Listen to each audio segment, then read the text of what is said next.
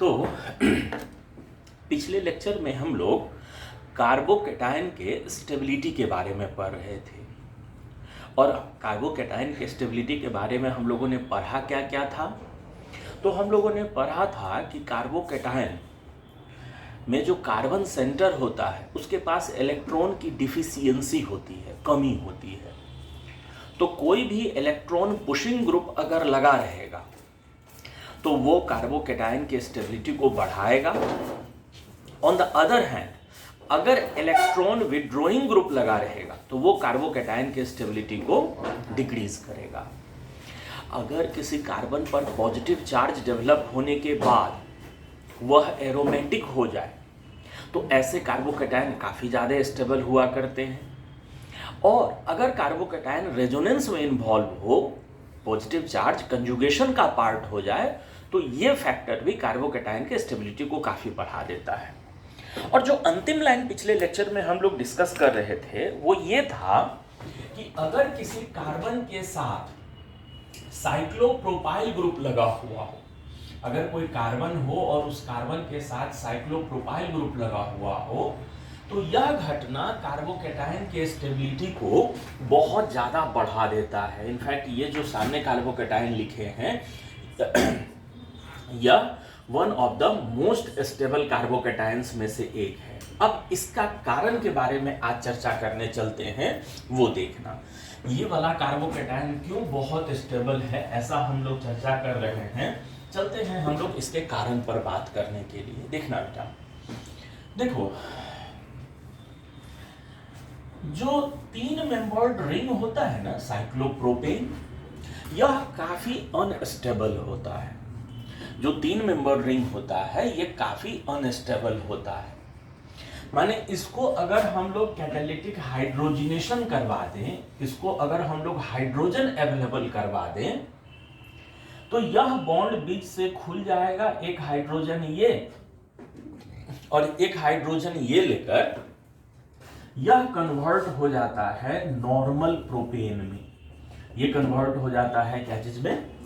Normal propane में convert हो जाता है। इनफैक्ट साइक्लोब्यूटेन भी अनस्टेबल होता है और ये भी निकेल के द्वारा हाइड्रोजनेट करने पर इधर कन्वर्ट हो जाता है नॉर्मल ब्यूटेन में। जबकि ऐसा रिएक्शन साइक्लोपेंटेन या साइक्लोहेक्सेन नहीं दिखाता है। तो पूछा गया कि भाई आखिर इन लोगों के अनस्टेबल होने का कारण क्या है? साइक्लोप्रोपेन और साइक्लोब्यूटेन क्यों इतने अनस्टेबल होते हैं कि हाइड्रोजन से रिएक्शन करवाने पर इनका रिंग ओपन हो जाता है? तो इसका जवाब देने का प्रयास किया था बेयर साहब ने। बेयर साहब ने एक थ्योरी लाया जिसको हम लोग बोलते हैं बेयर स्ट्रेन या एंगल स्ट्रेन। ठीक है, जिसको हम लोग क्या नाम से पुकारते हैं? बेयर स्ट्रेन या एंगल स्ट्रेन। जानते हो बेटा, बेयर स्ट्रेन थ्योरी के बारे में चर्चा करेंगे, लेकिन उसके पहले थोड़ा सा स्ट्रेन के बारे में बोलते चलते हैं, सुनते चलना। मॉलिक्यूल में बॉन्डों पर तनाव, कोई भी मॉलिक्यूल में बॉन्डों पर जो स्ट्रेन डेवलप होता है वो 3 कारणों से हो सकता है। किसी भी मॉलिक्यूल के अंदर development of strain on any bond may be due to any of these 3 reasons, जिसमें पहला होता है जिसको हम लोग बोलते हैं एंगल स्ट्रेन। पहला होता है जिसको हम लोग बोलते हैं एंगल स्ट्रेन। दूसरा होता है जिसको हम लोग बोलते हैं स्टेरिक स्ट्रेन। दूसरा होता है जिसको हम लोग बोलते हैं स्टेरिक स्ट्रेन। और तीसरा होता है जिसको बोलते हैं टॉर्सियोनल स्ट्रेन। तीसरा होता है जिसको हम लोग बोलते हैं क्या चीज? टॉर्सियोनल स्ट्रेन बोलते हैं। ये तीनों स्ट्रेन होता क्या क्या है वो सुन। जैसे मान लो किसी एक सेंटर का हाइब्रिडाइजेशन sp3 है, तो यहाँ का बॉन्ड एंगल होना चाहिए था 109 degree 28 minute. If a centre have a hybridisation of sp3, तो जो नॉर्मल बॉन्ड एंगल का डिमांड है on the basis of hybridisation that is 109.5 degree approx. लेकिन अगर हम लोग sp3 हाइब्रिडाइजेशन वाले किसी कार्बन को मजबूरन उसके बॉन्ड को 90 डिग्री पर मोड़ने में मजबूर कर दे, जैसे कि साइक्लोब्यूटेन में होता है। अरे बेटा साइक्लोब्यूटेन में इस कार्बन का हाइब्रिडाइजेशन क्या है? sp3, सब तरफ सिंगल बॉन्ड है तो sp3, लेकिन यहाँ का बॉन्ड एंगल आपने कितना करने पर मजबूर कर दिया है? 90।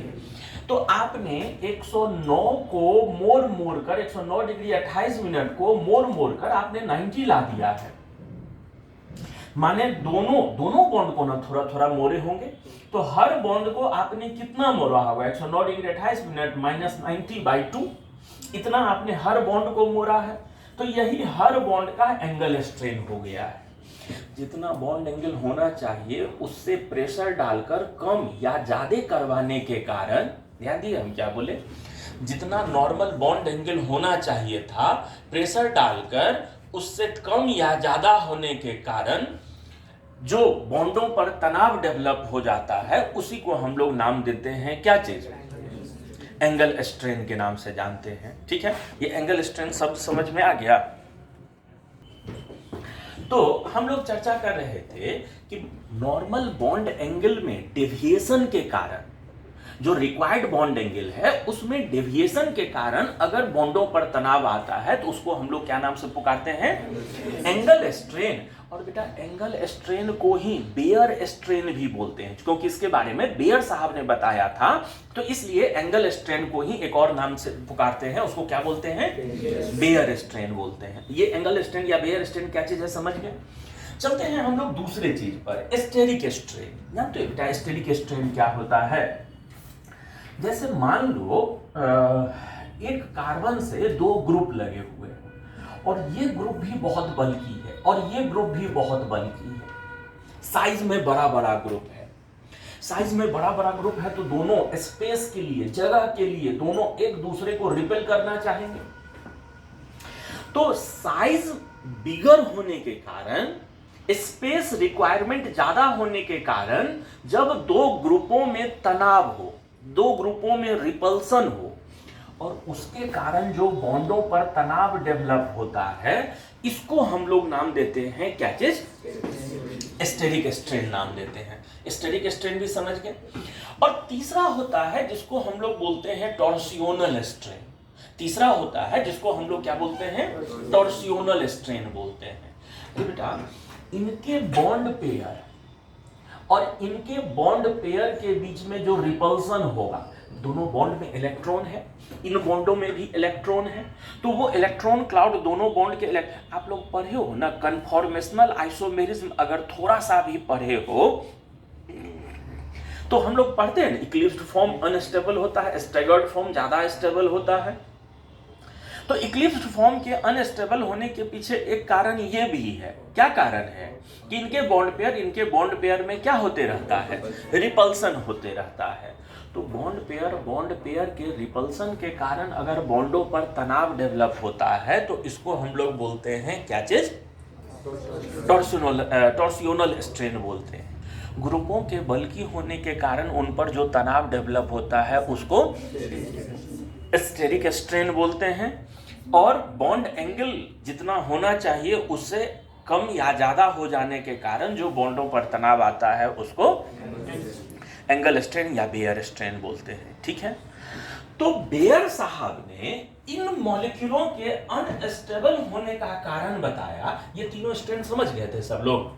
ये तीनों स्ट्रेन समझ गए थे? तो बेयर साहब ने इन दोनों मॉलिक्यूल के अनस्टेबल होने का कारण बताया कि भाई इनके अनस्टेबल होने का कारण है एंगल स्ट्रेन। यहां पर एंगल होना चाहिए था 109 डिग्री 28 मिनट, जबकि है सिर्फ 60 डिग्री, इसलिए वो अनस्टेबल है और अनस्टेबल होने के कारण उस तरह के रिएक्शन में इन्वॉल्व हो जाता है।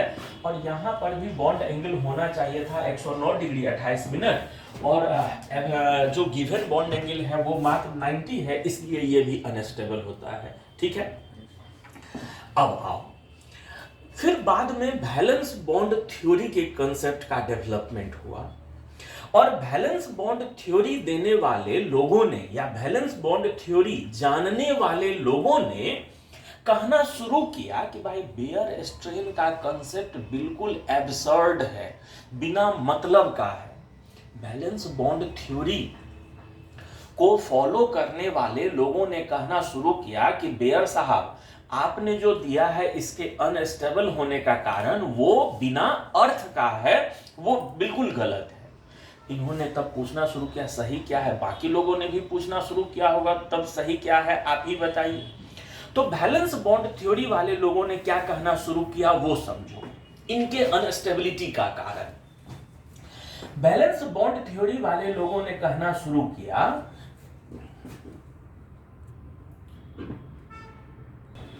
तो बैलेंस बॉन्ड थ्योरी कहने वाले लोगों का, मानने वाले लोगों का कहना था कि जैसे मान लीजिए ये वाला कार्बन है, तो ये कार्बन है और उस कार्बन का हाइब्रिडाइजेशन sp3 है, तो इसके जो दो हाइब्रिड ऑर्बिटल होंगे वो दोनों एक दूसरे से 109 डिग्री 28 मिनट के एंगल पर होंगे। और चूंकि ये हाइब्रिड ऑर्बिटल है, तो हाइब्रिड ऑर्बिटल हैं तो नेचर में रिजिड होंगे और इनमें बेंट होने का टेंडेंसी नहीं होगा। ठीक है बेटा। अच्छा, कोई ऑर्बिटल इधर से अप्रोच करता और ऐसे ओवरलैपिंग कर लेता तो हम लोग बोलते कि ये सिग्मा बॉन्ड बन रहा है। ठीक, लेकिन यहां पर साइक्लोप्रोपेन बनाना है, साइक्लोप्रोपेन बनाना है तो दूसरा एटम इधर से अप्रोच करेगा और इधर से अप्रोच करेगा तो उसका एक ऑर्बिटल इसके साथ और दूसरा ऑर्बिटल इधर की तरफ होगा, और तीसरा यहां पर कोई एटम होगा जिसका एक ऑर्बिटल इसके साथ और दूसरा ऑर्बिटल इसके साथ ओवरलैप होगा। अरे बेटा बात समझना, अगर मान ले दो ऑर्बिटल दोनों एक दूसरे से बिल्कुल सामने सामने ओवरलैपिंग कर रहे हैं तो मजबूत सिग्मा बॉन्ड, क्योंकि हम लोग पढ़े हैं जितना ज्यादा ओवरलैपिंग का मात्रा होगा बॉन्ड उतने मजबूत होते जाते हैं। तो यहां साइक्लोप्रोपेन में हो क्या रहा है, सामने सामने ओवरलैपिंग होने से ये एटम और ये एटम बहुत दूर हो जाएंगे, तो फिर तीसरे एटम के लिए एक इधर बॉन्ड बनाना संभव नहीं होगा। तो यहां पर आमने सामने ओवरलैपिंग नहीं होता है, जो दूसरा एटम आता है वो इस डायरेक्शन से आता है और इस डायरेक्शन से अप्रोच करने के कारण दोनों ऑर्बिटलों में ओवरलैपिंग की जो मात्रा रह जाती है, इनमें देखो, अगर ये वाला एटम, ये जो एटम है, ये एटम इधर से आता तो मजबूत सिग्मा बॉन्ड बनता, जबकि यहां पर ये एटम किधर से अप्रोच किया है, ऐसा अप्रोच किया है, तो इस तरह से अप्रोच होने के कारण यहां पर ओवरलैपिंग की मात्रा क्या रह जाती है, बहुत कम, और बहुत कम मात्रा में ओवरलैपिंग होने के कारण ही यह वाला जो बॉन्ड रहता है वो क्या हो जाता है, कमजोर हो जाता है। ये वाला जो बॉन्ड रहता है वो क्या हो जाता है, कमजोर हो जाता है। तो बैलेंस बॉन्ड थ्योरी ने इसके कमजोर होने का क्या कारण बताया, ये बात समझ में आ गया। अच्छा, कमजोर बॉन्ड होगा तो थोड़ा सा भी इन पर और दबाव पड़े, ये कम ओवरलैपिंग हुआ है, थोड़ा सा भी अगर दबाव पड़े तो ये यहां से क्या हो जाएगा, खुल जाया करेगा। इतना चीज समझ में आ गया। बैलेंस बॉन्ड थ्योरी ने इनके अनस्टेबल होने का क्या लॉजिक, क्या कारण बताया, ये बात सभी लोग समझ गए थे। चलो हम आगे चलते हैं। जानते हो बेटा, हम लोगों को ओरिजिनली जो चीज समझना है वो है कि आखिर ये कार्बोकैटायन स्टेबल क्यों है। हमको यही चीज न समझना था कि आखिर ये वाला कार्बोकैटायन स्टेबल क्यों होता है। अब आओ मेन चीज पर चर्चा करते हैं। अगर मान लीजिए कहीं पर साइक्लोप्रोपाइल मिथाइल कार्बोकैटायन है, ये कार्बोकैटायन है, ठीक है जी। सॉरी, अगर इसका हम लोग ऑर्बिटल डायग्राम बनाना शुरू करें, अगर इसका हम लोग क्या बनाना शुरू करें, ऑर्बिटल डायग्राम बनाना शुरू करें, तो देखो इनका हम लोग ऑर्बिटल, तो ये एक कार्बन है और इनमें सिंगल बॉन्ड ये दूसरा कार्बन है और यहां पर ये तीसरा कार्बन है। ये कार्बन और ये कार्बन में जो ओवरलैपिंग होगा साइक्लोप्रोपेन में, अभी ना बताएं कि थोड़ा सा ये बाहर के तरफ, थोड़ा सा ये बाहर की तरफ ऐसा ओवरलैपिंग होगा, और इन लोगों में भी जो ओवरलैपिंग होगा ये बाहर की तरफ, ये बाहर की तरफ थोड़ा सा ऐसा ओवरलैपिंग होगा। ये वाला कार्बन कौन है, ये वाला। इनके बाहर में एक कार्बन है जिसमें 2 हाइड्रोजन है और एक ऑर्बिटल खाली है जिसमें ये यहाँ पर कैसा चार्ज है, पॉजिटिव चार्ज है। अरे बेटा ये जो स्ट्रक्चर बनाए हैं ना, ये जो अभी स्ट्रक्चर बनाए हैं, इस स्ट्रक्चर को थोड़ा सा 3 डायमेंशनली हम लोग अपने दिमाग में सोचते हैं। ध्यान देना, ये एक कार्बन, ई वाला कार्बन, ये वाला कार्बन को हम लोग यहाँ बाहर की तरफ रखे हुए हैं। ये सिंगल बॉन्ड, पीछे एक कार्बन है और सामने एक कार्बन है, और इस कार्बन के ऑर्बिटल बाहर की तरफ इधर के तरफ है, और सामने वाले कार्बन का ऑर्बिटल भी इधर के तरफ है, और इसमें हल्का सा ओवरलैपिंग है। और उसके बाहर एक कार्बन है जिसका ऑर्बिटल भी बाहर की तरफ ऐसे है, सोया हुआ है। ध्यान देना, आपको याद है कंजुगेशन, 2 कार्बन के बीच में पाई बॉन्ड, आप बगल वाले कार्बन पर खाली ऑर्बिटल, उसमें क्या होता था, ये वाला कंजुगेशन याद करो ना, ये CH2 डबल बॉन्ड CH और सिंगल बॉन्ड CH2 प्लस, ये वाला कंजुगेशन में क्या होता था, ये वाला कंजुगेशन में होता था कि ये कार्बन का एक ऑर्बिटल, ये सिंगल बॉन्ड कार्बन का ये दूसरा ऑर्बिटल, इनके बीच में पाई बॉन्ड, और यहाँ वाले ऑर्बिटल ये खाली। अरे बेटा यहाँ भी बहुत हद तक वैसा ही सिचुएशन नहीं है, ये दोनों में यहाँ पर पाई टाइप का बॉन्ड, और एक अगला सेंटर पर ये ऑर्बिटल क्या चीज है, खाली। जब यह bond to and fro move होगा, जब यह bond to and fro move होगा, तो ये कभी कभी इन दोनों के साथ आकर ओवरलैप कर ले, और फिर अलग हटते समय ये ऑर्बिटल और ये ऑर्बिटल ही आपस में पाई बॉन्ड बना ले और इसको बिल्कुल खाली करके छोड़ दे। ध्यान दिए हम क्या बोल रहे हैं, ध्यान से सुनना। रेजोनेंस का कंसेप्ट जो बताए थे उसको सोचते हुए ध्यान दे। मान ले ये बॉन्ड कभी ऐसे ऐसे टू एंड फ्रो मूव कर रहा है, टू एंड फ्रो मूव करते करते ये खाली ऑर्बिटल इन दोनों के ओवरलैप्ड एरिया तक पहुंच गया, ये इनके साथ ओवरलैप कर गया, और फिर अलग हटते समय इसी ऑर्बिटल का इनके साथ बॉन्ड बन जाए और ये खाली हट जाए। तो यहाँ का स्ट्रक्चर कैसा दिखेगा, अब ये अगर इसके साथ बॉन्ड बना ले, ये खाली हो जाए तो कैसा दिखेगा, देखो तो ये वाला CH2 बोल, हाँ ये CH2 ये C, इनके बीच में एक बॉन्ड ये एक बॉन्ड इनके कारण, तो यहाँ पर कैसा बॉन्ड हो जाएगा, CH डबल बॉन्ड। अब फिर ये कार्बन, अच्छा ये बॉन्ड इधर से खाली हो गया, तो ये अब सीधा होकर आएगा और उसके साथ मजबूत बॉन्ड बना लेगा, तो ये CH सिंगल बॉन्ड, ये क्या चीज CH2, अब फिर सिंगल बॉन्ड एक और क्या चीज CH2, और यहाँ कैसा चार्ज, पॉजिटिव चार्ज। ये एक रेजोनेटिंग स्ट्रक्चर हो गया, और इसका दूसरा रेजोनेटिंग स्ट्रक्चर कैसा हो जाएगा, सुनना, इसका दूसरा रेजोनेटिंग स्ट्रक्चर हो जाएगा कि यही इसके साथ, जैसे ये सिस्टम इसके साथ हुआ था ना, वैसे ही ये सिस्टम इसके साथ ओवरलैप करे, और फिर अलग हटते समय ये इसके साथ पाई बॉन्ड बना ले, ये इसके साथ पाई बॉन्ड बना ले, और ये बॉन्ड खुलकर इस पर कैसा चार्ज आ जाए, पॉजिटिव चार्ज आ जाए।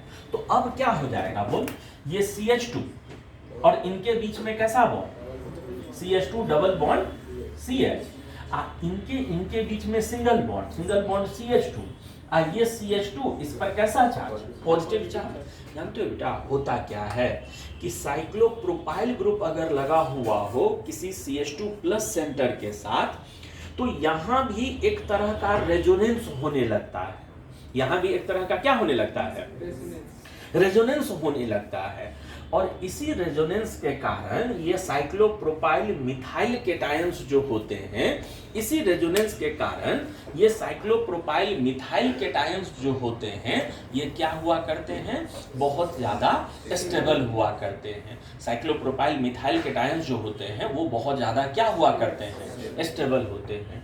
कुछ बुक लिखने वाले लोग इसको डांसिंग रेजोनेंस बोलते हैं, कुछ लोग सिर्फ रेजोनेंस बोलते हैं, लेकिन जो भी हो ये साइक्लोप्रोपाइल मिथाइल केटायन क्यों स्टेबल होता है, ये बात समझ में आ गया।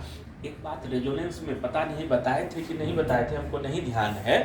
रेजोनेंस में बनने वाले रेजोनेटिंग स्ट्रक्चर, रेजोनेंस के कारण बनने वाले रेजोनेटिंग स्ट्रक्चर अगर सिमिलर हो तो रेजोनेंस में स्टेबिलिटी बहुत ज़्यादा बढ़ जाती है। ये बताए थे रेजोनेंस में, रेजोनेंस के कारण बनने वाले रेजोनेटिंग स्ट्रक्चर अगर सिमिलर हो तो स्टेबिलिटी काफी बढ़। बेंजीन में तो दो ये वो स्ट्रक्चर होता है, लेकिन फिर भी रेजोनेंस एनर्जी काफी ज्यादा है। क्यों?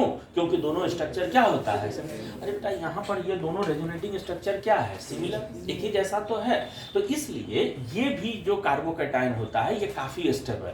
अगर दो साइक्लोप्रोपाइल मिथाइल लगा रहता तो दो और चारों स्ट्रक्चर एकदम सिमिलर। अगर एक और लगा रहता तो अच्छे एकदम सिमिलर। तो क्यों इसको बोलते हैं हम लोग one of the most stable carbocation, ये बात समझ में आ गया पक्का। ये क्यों स्टेबल होता है ये कहानी समझ में आ गया है, जानते हो। एक बात हम आगे बढ़े इससे, ये चीज साइक्लोप्रोपाइल मिथाइल क्यों स्टेबल होता है समझ गए थे सभी लोग। आगे बढ़ते हैं, सुनना। तो अगर हम लोगों को सीक्वेंस दिया जाए कहीं पर, अगर हम लोगों को सीक्वेंस दिया जाए कहीं पर कि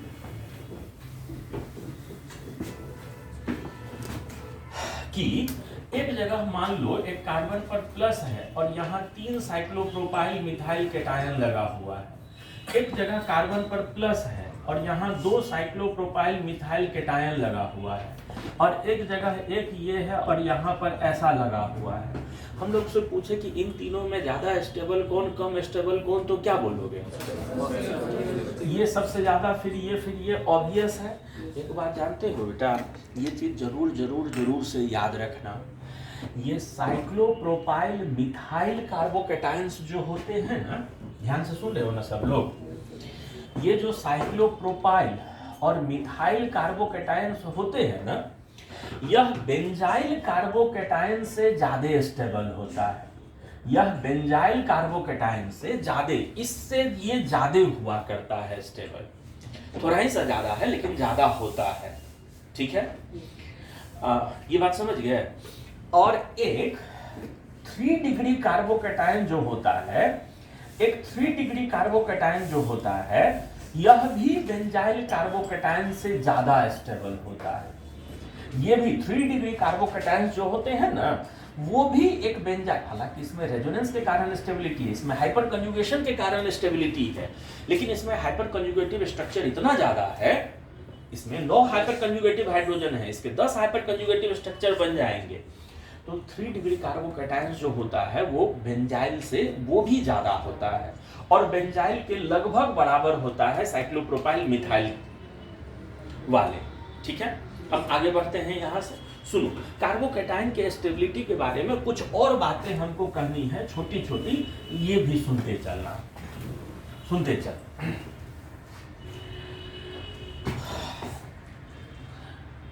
अगर कहीं पर 2 कार्बन हो, अगर कहीं पर 2 कार्बन हो और इन कार्बनों को 3 तरफ से बॉन्ड जोड़ने का काम करें, इन कार्बनों को 3 तरफ से जोड़ा गया हो, जैसे मान लो एक रास्ता है ये, दूसरा रास्ता है ये, और तीसरा रास्ता है ये, तो ऐसे मॉलिक्यूल को बाईसाइक्लिक मॉलिक्यूल बोलते हैं। इनको हम लोग क्या नाम से पुकारते हैं? और बाईसाइक्लिक मॉलिक्यूल में ये जो कॉमन कार्बन थे, इनको बोलते हैं bridge head centre.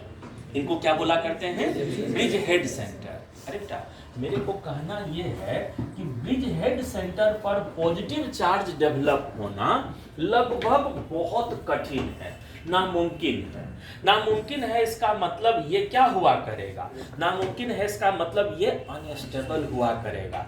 Bridge head centre पर अगर कहीं पॉजिटिव चार्ज दिया हुआ है तो वह कार्बोकैटायन क्या हुआ करेगा?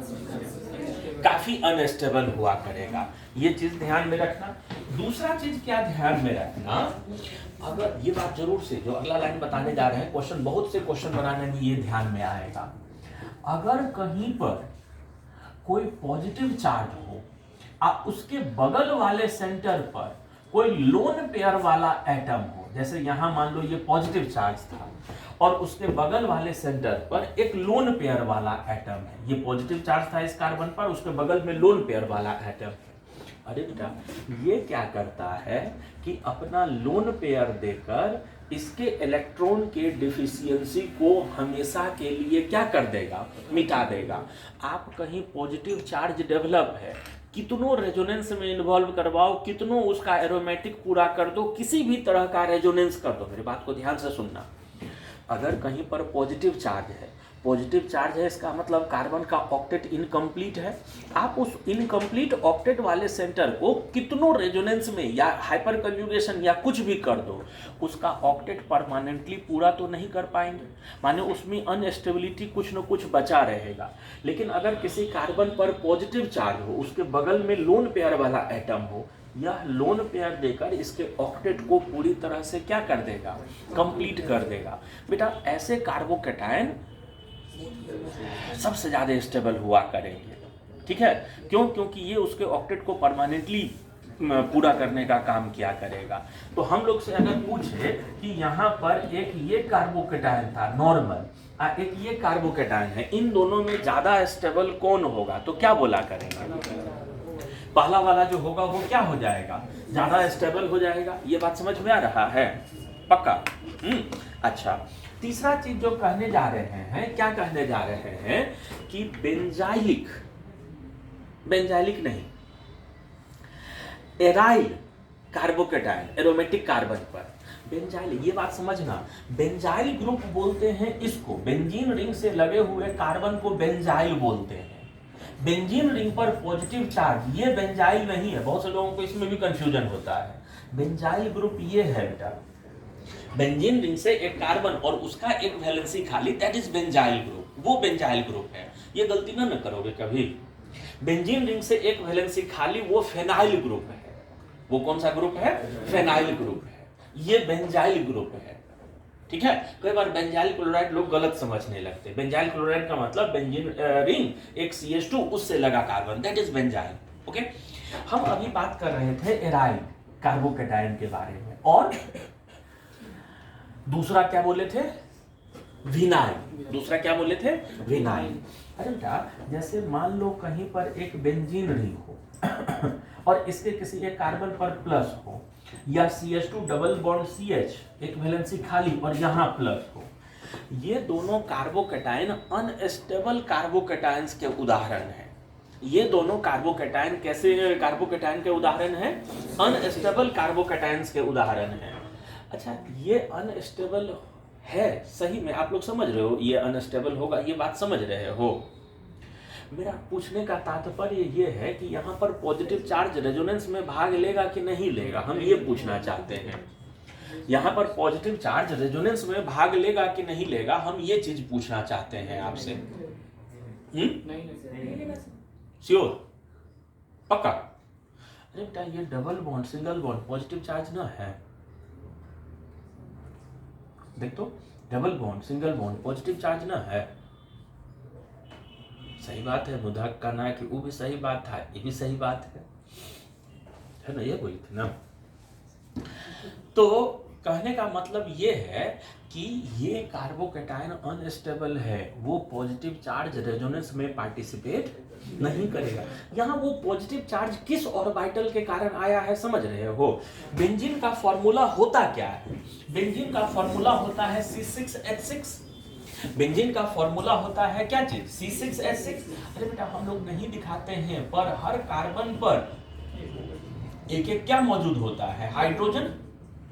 हर कार्बन पर एक एक हाइड्रोजन मौजूद है, और हर कार्बन पर एक एक p ऑर्बिटल है ऊपर के तरफ, जो आपस में पाई बॉन्ड 3 ठो बनाए हुए हैं। ये स्ट्रक्चर दिमाग में घुमा। एक प्लेन है, उस प्लेन में प्लेन से ही बाहर के तरफ एक एक हाइड्रोजन निकला हुआ है। अब प्लेन से ऊपर के तरफ ऑर्बिटल है जो आपस में एक दूसरे के साथ पैरेलल हैं और वो रेजोनेंस में भाग ले रहे हैं। मेरा कहना है कि इधर के तरफ बाहर के तरफ जो हाइड्रोजन निकला हुआ है, वो हाइड्रोजन को प्लग करके और भेज दिया जाए किनके तरफ? बाहर फेंक दिया जाए। हाँ सही बात है, बाहर फेंक दिया जाए। तो यहाँ पर उस हाइड्रोजन के हटने के कारण जो ऑर्बिटल खाली हुआ है, वो ऑर्बिटल का डायरेक्शन क्या है? रिंग के ही प्लेन में। क्या वो ऑर्बिटल बेंजीन रिंग के परपेंडिकुलर जो ऑर्बिटल रेजोनेंस में भाग ले रहे हैं उनके साथ कंजुगेशन में पार्टिसिपेट कर पाएगा? यहाँ पर ये पॉजिटिव चार्ज रेजोनेंस में भाग नहीं लेगा, ये बात समझ में आ रहा है। ये कार्बोकैटायन अनस्टेबल होगा, ये बात समझ में आ रहा है। क्यों?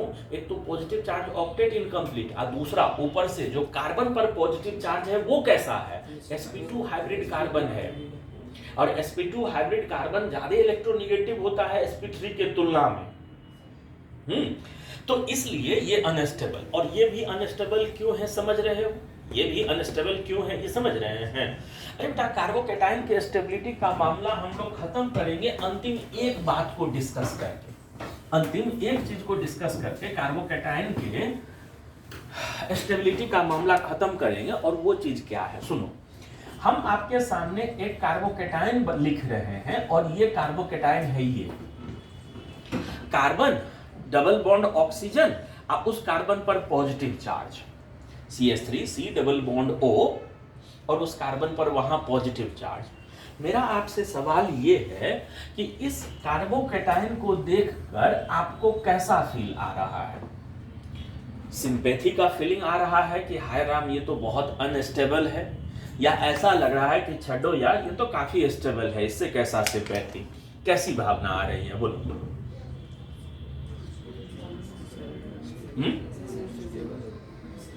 जिनको बोलना है स्पष्ट तौर पर बोले, भुनभुनाए नहीं। इधर एक को छोड़कर बाकी लोग अनस्टेबल है। मेरा रोशन भी अनस्टेबल है, अंसारी जी पता नहीं किधर है, अनस्टेबल की तरफ है, स्टेबल की तरफ है, स्टेबल है। तो अरे बेटा सुन, यह भी काफी स्टेबल कार्बोकैटायंस में से एक है। इसकी भी स्टेबिलिटी 3 डिग्री के इक्विवेलेंट होती है। सर क्यों? मने गजब कर रहे हैं आप भी, देखिए तो उसको देखिए तो भला। एक तो पॉजिटिव चार्ज है, ऊपर से इलेक्ट्रोनेगेटिव डबल बॉन्ड के साथ है, ये तो उसके साथ बहुत अन्याय है। अरे बेटा, जो चीज आपको नहीं दिख रहा है वो चीज है ऑक्सीजन का लोन पेयर। यहाँ ऑक्सीजन के पास क्या मौजूद है? और अभी अभी न बताए थे कि अगर कहीं पर प्लस हो और बगल वाले सेंटर पर लोन पेयर हो तो ये क्या करेगा? ये लोन पेयर इधर देकर इसका अगला एक रेजोनेटिंग स्ट्रक्चर ऐसा नहीं बना लेगा, C ट्रिपल बॉन्ड O+, और इसमें तो सबका ऑक्टेट ही क्या हो गया। तो कहीं कहीं ये कार्बोकैटायन का भी चर्चा आएगा, तो इसको बनने में बहुत ज्यादा समय नहीं लगता है, ये जल्दी बन जाया करता है। क्यों? क्योंकि ये कार्बोकैटायन भी क्या चीज है? स्टेबल कार्बोकैटायंस में से एक है। तो हम लोग चर्चा कर रहे थे कार्बोकैटायंस के स्टेबिलिटी के बारे में। कार्बोकैटायंस के स्टेबिलिटी का चर्चा को यही हम लोग विराम देते हैं। हम लोग कार्बोकैटायन में अगले टॉपिक के तरफ बढ़ते हैं, जिसको हम लोग बोलते हैं शिफ्टिंग इन कार्बोकैटायंस।